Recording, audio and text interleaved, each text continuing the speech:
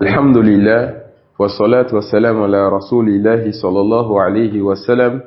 Nous allons poursuivre par la grâce d'Allah subhanahu wa ta'ala avec le livre de Cheikh Abdurrahman As-Sa'di, Sharh Asma'ullah al-Husna, l'explication des noms parfaits d'Allah. Et comme on l'avait dit, ce livre, c'était tout simplement l'explication que le Cheikh rahimahullah donnait des noms d'Allah dans son tafsir. Ensuite, les savants, ils ont regroupé tous les noms qu'il a expliqués à la fin de son tafsir. Ensuite, ils ont fait sortir cela et c'est devenu un livre que nous étudions aujourd'hui. Non. Al-Hamid. Al-Hamid, il traduit ça en français en disant le loué. Le loué, yani le digne de louange. Non. Al-Hamid fi dhatihi wa asma'ihi wa sifatihi wa af'alihi. Falahu min al-asma'i ahsanuha wa min as-sifati akmaluha. ومن الأفعال أتمها وأحسنها فإن أفعاله تعالى دائرة بين الفضل والعدل. Non. Allah subhanahu wa ta'ala, ses actions sont entre la grâce et la justice. Comment cela? Quand Allah donne le bien à quelqu'un, c'est une grâce qu'il fait à cette personne. Et quand il prive quelqu'un du bien, c'est par sa justice, car il est savant et sage. Celui à qui il donne, il sait que cette personne, elle mérite cela, alors il lui fait grâce. Et celui qu'il prive de quelque chose, il sait que cette personne mérite cela, alors c'est tout simplement sa justice. Al-Hamid, le digne de louange. Et Allah, on fait ses louanges donc, à cause de ses noms, à cause de ses attributs et à cause de ses actions. C'est lui qui a la perfection dans ses noms, la perfection dans ses attributs, la perfection dans les actions qu'il fait, alors c'est lui le digne de louange. Wahudu ila siratil hamid. Ils ont été guidés vers le chemin du digne de louange, et c'est lui subhanahu wa ta'ala al-Hamid. Donc al-Hamid fait partie des noms d'Allah subhanahu wa ta'ala. Et Allah subhanahu wa ta'ala, on fait ses louanges on fait ses louanges en regardant deux aspects. Premier aspect, on regarde les bienfaits qu'il accorde à ses serviteurs. Quand Allah accorde des bienfaits à ses serviteurs, on dit Alhamdulillah. Deuxième aspect, on regarde ce qu'il a comme attribut, action qu'il fait et les noms qu'il a. Premier aspect, on regarde ce qu'il accorde à ses serviteurs comme bienfait. Alors on le loue pour cela. Deuxième aspect, quand on le regarde, lui, on voit qu'il a les noms les plus parfaits, qu'il a les attributs de perfection et qu'il fait des actions de perfection, alors on le loue pour cela. Et c'est en cela que la louange va se différencier, n'est-ce pas, de Ashukra, le fait d'être reconnaissant, de remercier Allah. Alhamd et Ashukr sont deux mots qui, de façon générale, renferment le fait d'être reconnaissant, de louer Allah, mais il y a une nuance entre les deux. Ashukr, c'est seulement par rapport aux bienfaits qu'Allah nous accorde. Mais Alhamd, c'est par rapport aux bienfaits, aux actions, aux attributs d'Allah et à ses noms. Donc, Ashukr, on est reconnaissant envers Allah pour le bienfait qu'il nous accorde. Alhamd, on fait les louanges d'Allah pour les bienfaits qu'il nous accorde, pour ses noms parfaits, pour ses attributs de perfection et pour ses actions de seigneurie. D'accord? Et pour ses actions de seigneurie. Non. Alhamdulillah, Non? et Alhamdulillah, le digne de louange. Le digne de louange. Maintenant, la louange, La louange, on fait la louange d'Allah en regardant deux choses. La première chose, les bienfaits qu'Allah nous accorde. La deuxième chose, ce qu'Allah il a comme nom, attribut, ce qu'il fait comme action. Action de seigneurie, non.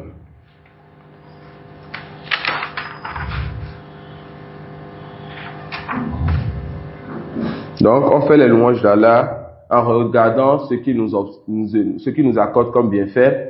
Et on fait ces louanges aussi en regardant ses noms parfaits, ses attributs de perfection, en regardant ses actions de seigneurie et aussi en regardant, n'est-ce pas, son être, car c'est lui le plus grand et rien n'est plus grand que lui, subhanahu wa ta'ala, alors il mérite la louange totale. Ça peut aller? On a déjà dit que la louange, elle doit renfermer quoi? Elle doit renfermer l'amour et le fait al-ta'zim, proclamer la grandeur de celui dont tu es en train de faire la louange. La louange, c'est le fait de proclamer la grandeur de celui dont tu es en train de faire ses louanges, de citer ses actions, ses attributs de perfection et d'avoir de l'amour pour ce dernier. D'accord? Donc la louange, alhamd, doit regrouper ces choses-là. Tu dois proclamer sa grandeur, tu dois citer ses actions et attributs de perfection, et tu dois faire quoi? Tu dois l'aimer. Donc tu dois faire ces louanges-là par amour. Non. المجيد الكبير العظيم الجليل. Al-Majid fait partie des noms d'Allah subhanahu wa ta'ala, et cela renferme deux sens qui sont proches qui sont proches l'un de l'autre. Al-Majid fait partie des noms d'Allah subhanahu wa ta'ala, et cela renferme deux sens qui sont proches l'un de l'autre. Al-Majid, yani celui-là qui est glorieux. Al-Majid, celui-là, le glorieux. Ça suit. Donc ça renferme le sens de la grandeur. Ça renferme le sens de la grandeur. Al-Majid, ils traduisent en français, ils disent le glorifié. Donc ça renferme le sens de la grandeur. Le deuxième sens, ça renferme le sens de Al-Karim, le généreux. Celui qui donne et qui accorde à ses serviteurs. Donc Al-Majid, Zul Majd wal Karim. Al-Majid, le premier sens c'est Zul Majd, c'est-à-dire le glorieux, celui qui est glorifié. Et le deuxième sens, c'est le Karim, celui qui est généreux et qui donne sans compter. Alors on verra donc qu'on a dans ce nom d'Allah, ou bien que ce nom d'Allah renferme un attribut d'action et un attribut d'essence. Quant à l'attribut d'essence, c'est le premier sens qu'on avait donné, Zul Majd, celui qui est glorifié, le glorieux. D'accord? Zul Majd, celui-là qui a la grandeur. Ça, c'est un attribut d'essence. Et le deuxième attribut, c'est l'attribut d'action, c'est-à-dire le généreux, celui qui donne. Il donne à qui il veut, quand il veut et comme il veut. Subhanahu wa ta'ala. Les savants disent, كلما عظمت الله عز وجل قل في نفسك تعظيم غيره والعكس بالعكس صحيح. Chaque fois que tu proclames la grandeur d'Allah, la valeur d'une autre personne autre qu'Allah ou la grandeur d'autre qu'Allah va diminuer dans ton cœur. Et chaque fois que tu vas élever autre qu'Allah, la valeur d'Allah va diminuer dans ton cœur. Donc chaque fois que tu vas proclamer chaque fois que tu vas proclamer la grandeur d'Allah, la valeur d'autre qu'Allah va diminuer dans ton cœur. Et c'est comme ça que tu as parfait le tawhid. Et chaque fois que tu vas alors proclamer la grandeur d'autre qu'Allah, la valeur d'Allah va diminuer dans ton cœur et tu vas te retrouver attaché à autre que lui. Celui donc qui va alors s'accrocher à quelque chose, Allah va délaisser cette personne à ce à quoi elle s'est accrochée. Non. On peut utiliser cela pour diminuer la peur Chaque fois que la peur envers Allah est grande, alors la peur envers autre lui, que lui va diminuer. Et chaque fois que tu vas avoir peur de quelque chose ou de quelqu'un, d'une peur qui n'est pas légiférée, cela va toucher ton tawhid et la peur envers Allah va diminuer. Non. On a vu que la peur de plusieurs types. Lorsque un lion est devant toi, pas dit je suis non, je ne vais pas avoir peur. D'accord? Donc ici on parle beaucoup plus sur des adorations qui ont rapport au tawhid et au cœur. Non. Alors, non, tu avais les trois. C'était quoi les trois que tu as lus? المجيد الكبير العظيم الجليل. Al-Kabir fait partie des noms d'Allah subhanahu wa ta'ala. C'est lui donc qui est le grand.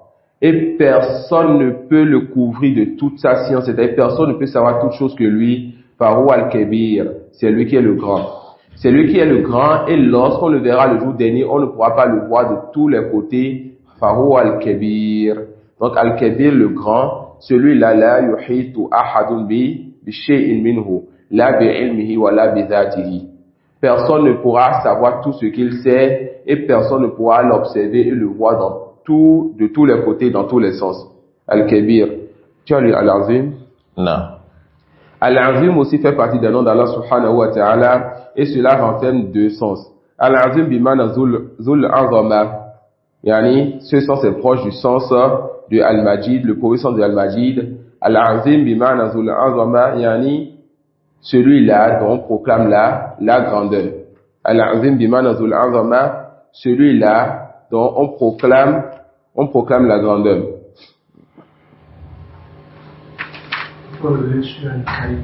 Al-Kabir, c'est le grand. Et comme il est le grand, on ne peut pas tout savoir de lui. Comme il est le grand, on ne peut pas, avec nos yeux, le voir dans tous les sens. Ça c'est Al-Kabir.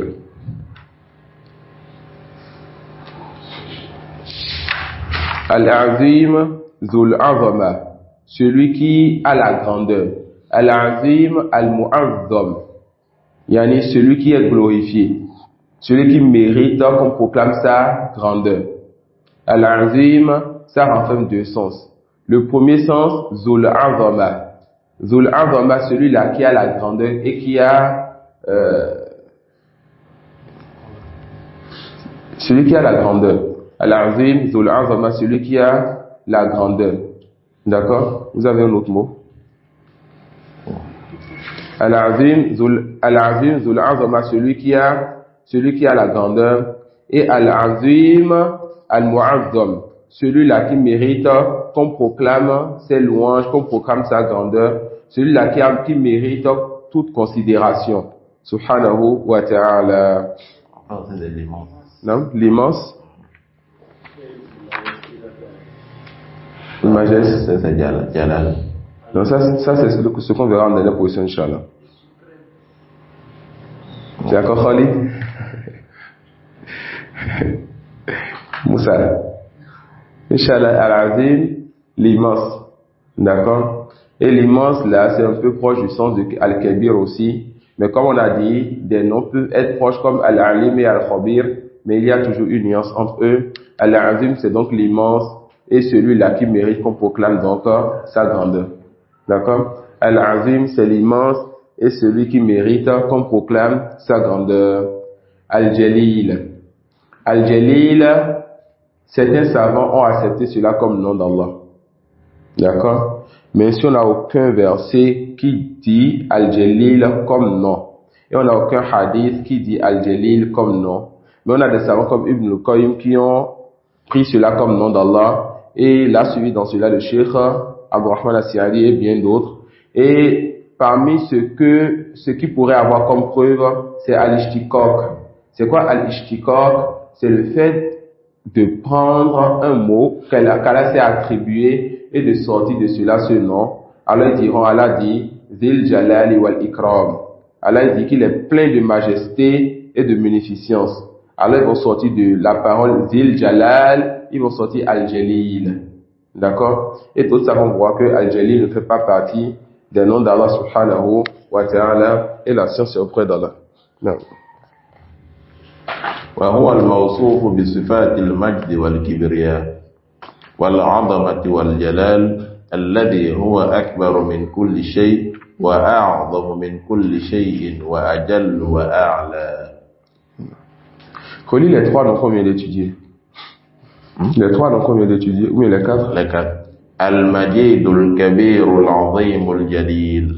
المجيد الكبير العظيم الجليل. Tous ces quatre noms-là, ça fait partie des Asma ul Jalal. C'est-à-dire les noms qui montrent qu'Allah il est immense, qu'Allah il est grand, qu'Allah il est celui-là qui mérite qu'on le glorifie. Ça suit? Tous ces quatre noms, Asma ul Jalal, les noms qui montrent qu'Allah il est grand, il est immense, il est au-dessus de tout, et qu'il est celui qui mérite donc qu'on le glorifie. Non. وهو الموصوف بصفات المجد والكبرياء والعظمة والجلال الذي هو أكبر من كل شيء وأعظم من كل شيء وأجل وأعلى. Non, c'est ça qu'on vient de dire. Iman Al-Jalil.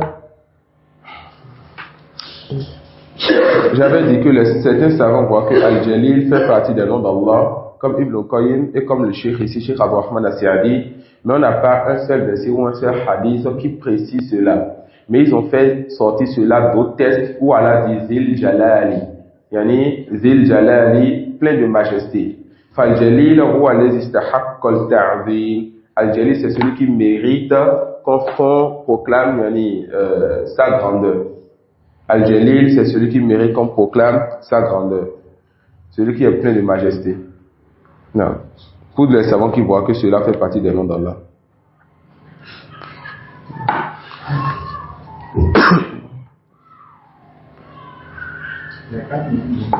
Les quatre noms, on peut reciter juste les quatre noms, Inch'Allah. Al-Majid, Al-Kabir, Al-Azim, Al-Jalil. Tu as retenu?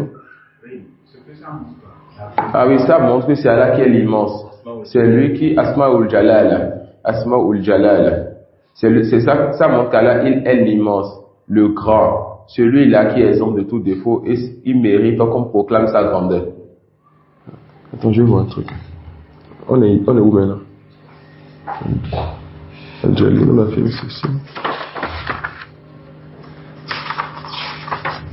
Inch'Allah. On peut continuer. Non. Al-Afou.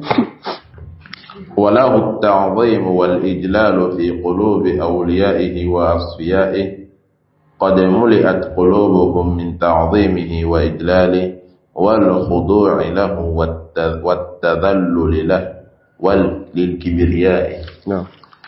Les alliés d'Allah, les croyants, ils sont des gens qui ont estimé Allah à sa juste valeur. Ils sont des gens, quand ils disent Allahu Akbar, ils oublient tout souci quand ils rentrent dans la prière. Ils sont des gens qui ont estimé Allah à sa juste valeur, qui savent proclamer la grandeur d'Allah avec leur langue, qui craignent leur Seigneur et qui évitent de désobéir à ce Seigneur. Al-Afu al-Ghafur al-Ghaffar. Al-Afu fait partie des noms d'Allah. Al-Ghafur fait partie des noms d'Allah. Al-Ghaffar fait partie des noms d'Allah. Les deux derniers d'abord, Al-Ghafur et Al-Ghaffar, ça montre celui qui pardonne les péchés. Et il y a une nuance entre les deux, selon, n'est-ce pas, la façon dont cela s'écrit. Al-Ghafur, Al-Ghaffar. Al-Ghaffar est plus balir que Al-Ghafur. Maintenant, Al-Afu, ça veut dire quoi?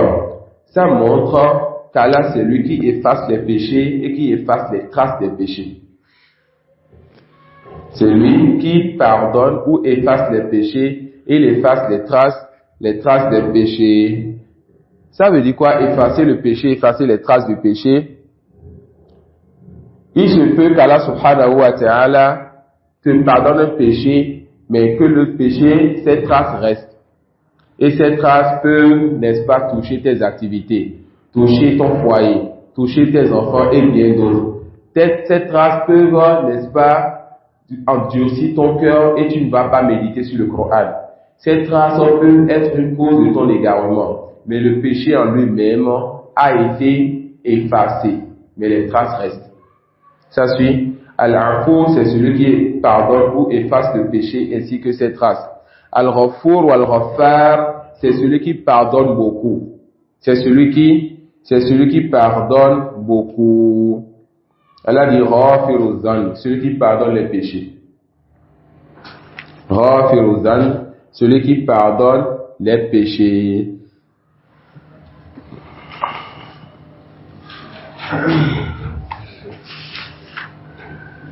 Allah subhanahu wa ta'ala dit Wa'fu anna waghfir lana warhamna. Ici on a dans le même verset le nom d'Allah et le verbe Wa'fu du nom Al-Afu. Waghfir lana du nom d'Allah Al-Ghafur et Al-Ghaffar. Et on a ajouté à cela Warhamna et fais-nous miséricorde. C'est-à-dire Seigneur efface nos péchés pardonne-nous et fais-nous miséricorde. Les savants diront alors que ici, al-afu, yani wa'fu anna, al-afu, cela renferme le fait qu'Allah subhanahu wa ta'ala, il pardonne le péché et il ne châtie donc plus pour celui qui a commis ce tort-là à son propre âme. Wal maghfira, yani waghfir lana, cela renferme le fait qu'Allah subhanahu wa ta'ala va être satisfait par la suite de son serviteur. Le serviteur a désobéi, il a dit wa'fu anna. Allah lui pardonne ce péché, il ne va plus le châtier le jour dernier. Waghfir lana. Allah subhanahu wa ta'ala va maintenant être satisfait de ce serviteur qui désobéissait hier. Warhamna. Allah subhanahu wa ta'ala va accorder de ses bienfaits à ce serviteur. Warhamna. Allah subhanahu wa ta'ala va accorder de ses bienfaits à ce serviteur. Et les savants disent autre que cela. Et parmi les choses qu'ils disent aussi, ils disent que al-af, c'est sur les grands péchés. Wal maghfira, c'est sur tous les péchés. D'accord? Parmi les choses qu'ils disent aussi, al-afu, c'est pour les grands péchés. Wal maghfira, cela est pour tous les péchés. Non. الذي لم يزل ولا يزال بالعفو معروفا وبالغفران والصفح عن عباده موصوفا. نعم. تفضل.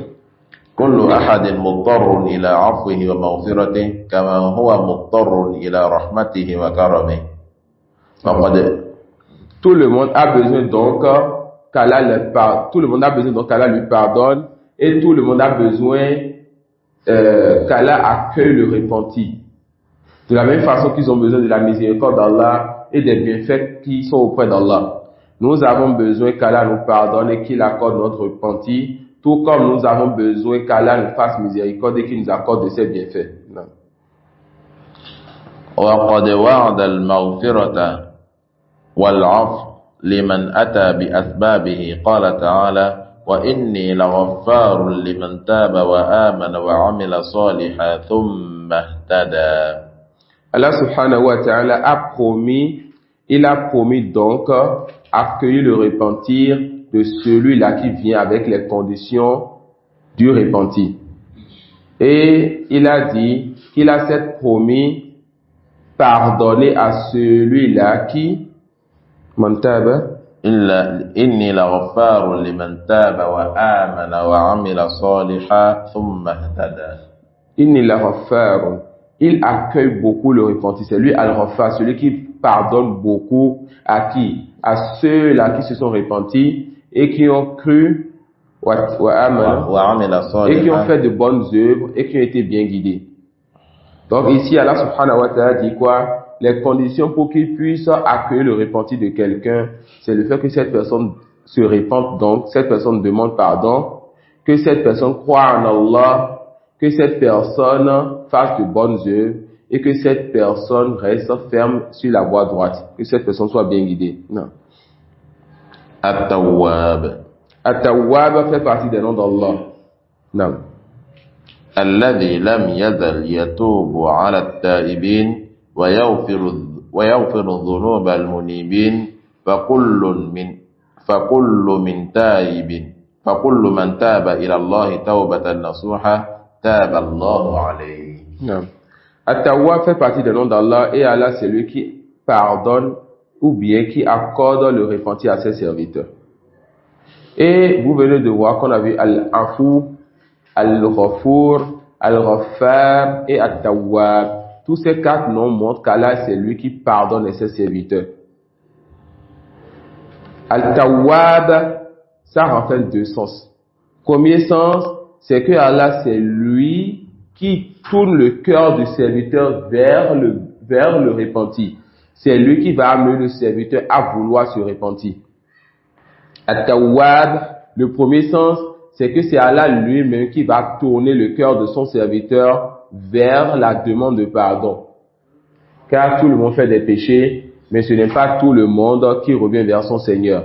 At-Tawwab, c'est lui qui d'abord va mettre dans le cœur du serviteur l'envie et le désir de se repentir et de délaisser ce péché. Le deuxième sens, c'est lui maintenant qui va accepter de son serviteur son repenti après l'avoir facilité cela. Donc le premier sens c'est quoi? C'est lui qui va tourner le cœur du serviteur vers cette adoration qui est la tauba. Le deuxième sens c'est quoi? C'est lui qui va accepter de son serviteur le repentir. Allah il dit: لقد تاب الله على النبي والمهاجرين والأنصار الذين اتبعوه في ساعة العسرة من بعد ما كان يزيغ قلوب فريق منهم ثم تاب عليهم إنه بهم رؤوف رحيم. Allah dit dans Sourate At-Tawbah, le verset 117, qu'il a, et il a dit au début, Taballahu, il a, je vais aller comme ça, on va revenir sur l'explication. Allah dit que c'est lui qui a accueilli le repenti du prophète, ainsi que des muhajirun et des ansar, ainsi que de ceux qui les ont suivis de la meilleure des façons, lorsqu'ils sont sortis pour la bataille de Tabouk, sous cette chaleur intense. Ils étaient sortis sous une chaleur intense pour aller faire ce qu'on appelle la bataille de Tabouk. Les compagnons ont patienté, ont suivi le prophète sallallahu alayhi wa sallam. Les hypocrites ont demandé la permission pour rester à la maison et le prophète sallallahu alayhi wa sallam a accepté cela. Alors Allah dit à son prophète qu'il lui pardonne pour avoir laissé les hypocrites à la maison et ne pas leur avoir demandé de venir.